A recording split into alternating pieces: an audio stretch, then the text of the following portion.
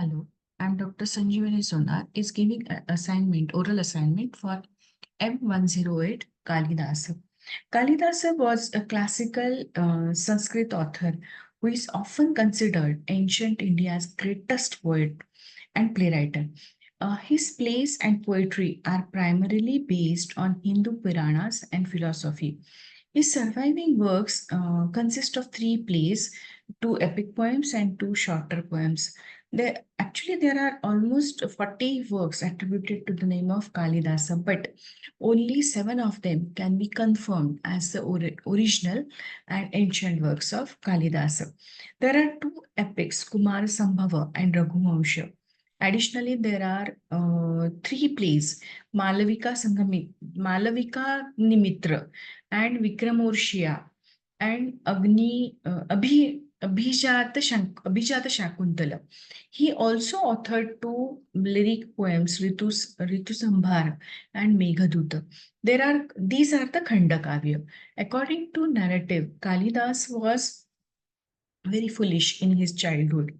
The scholars plotted to marry Vidyottama, the most knowledgeable but proud scholar of that era, to him. Kalidasa, despite his initial humiliation, outfitted Vidyottama in a silent debate. Subsequently, he sought solace in the worship of Kali and gained enlightenment.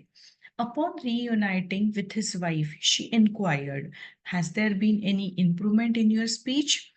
In response, Kalidas composed three poems, Kumara Sambhava, Meghaduta, and Raghuvamsha, each based on first three words of her question.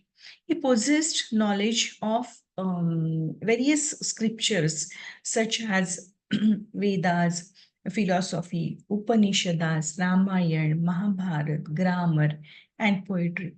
Kalidas viewed his life as joyful and believed that philosophy of life centered around seeing as joyful. Based on Kalidas, two epics, we can observe his poetic uniqueness. He isn't simply given titles like Kuluguru. This poet, deeply devoted to Indian culture, regarded joy as a life philosophy and expressed it through his poetry.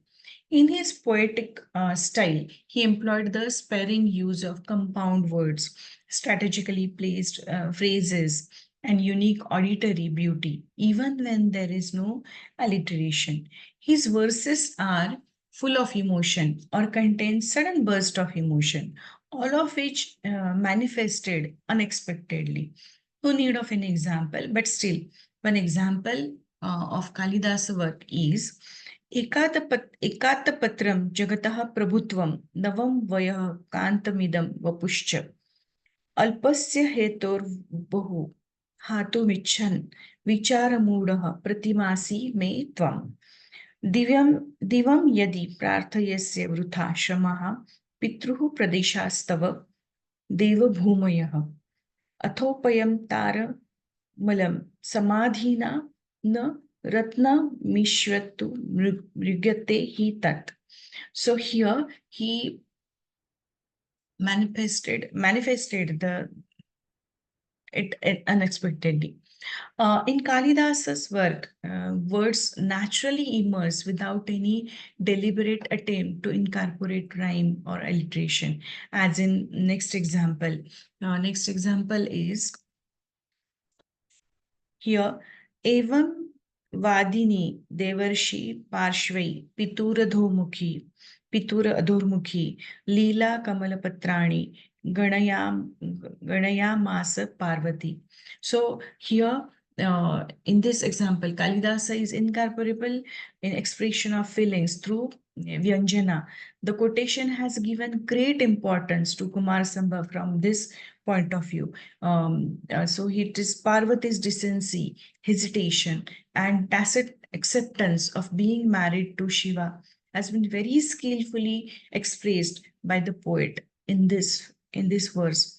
While Devarshi Angira was thus speaking, Parvati was sitting with her face down beside her father, counting the petals of a lotus taken as a toy.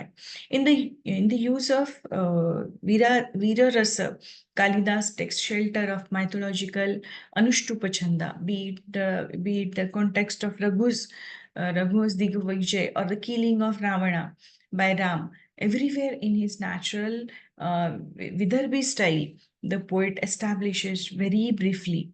It describes the battle of Ram and Ravan like this in Kalidas's influence extends to all later Sanskrit works that followed him and on Indian literature broadly becoming an archetype of Sanskrit literature.